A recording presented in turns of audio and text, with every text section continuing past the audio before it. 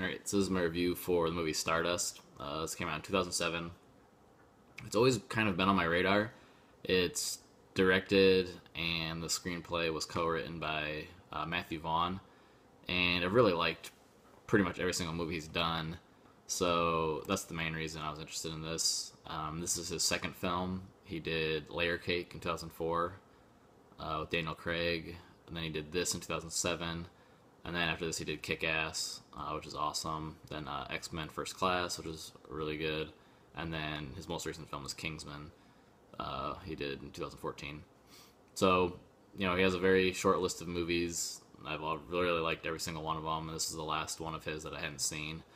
So it kind of been on my, in my queue of movies to watch. Just kind of never really got around to it because it does have a very different genre theme to it.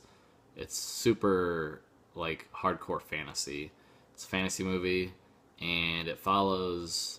I'll get into the plot. Our main character is Tristan, and he lives in kind of a version of England, probably like 19th, 18th century. So old England, and he's in love with Victoria, played by Sienna Miller. Oh, by the way, Tristan is played by Charlie Cox, so it's probably one of the first things he's done. Now he's most well known for Daredevil on Netflix. So he's in love with Victoria, and wants to prove his love to her and all that. And they see a shooting star, and she says, or he tells her actually, if I get you that shooting star, will you marry me? And she says, okay, sure. She's not really interested at all, but so this like sets him off on this path. And also there's like this other side story. There's this fantastical world that's kind of divided by a wall, and within that realm there's these kings and princes, and the king's about to die, and he has a bunch of sons. Tells them whoever can bring this stone back will become the next king. And actually, that's what sets the shooting star off. The king, played by Peter O'Toole, he like throws this stone into the sky. It actually knocks the star out of the sky. That's the shooting star that they see. And so you have these two kind of parallel stories going on. Actually, a third one. Tristan's trying to go retrieve the star.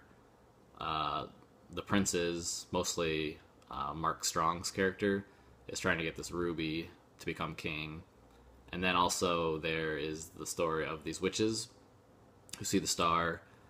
They're led by Michelle Pfeiffer, and they want the shooting star because they can eat the star to become young. And so there's these three different people trying to go to the star, this location, and whatever. They all have their own reasons. And it turns out that when Tristan gets to the star, he gets there first. It's actually a woman. It's Claire Danes. And that's kind of why the witches want her. They want to eat her heart to keep them young. And that's the basic story. Tristan is trying to get the star back to Victoria so he can marry her. Mark Strong's character, the prince, his name's Septimus. He's trying to get the ruby back. They're just kind of coincide with each other, the ruby and the star.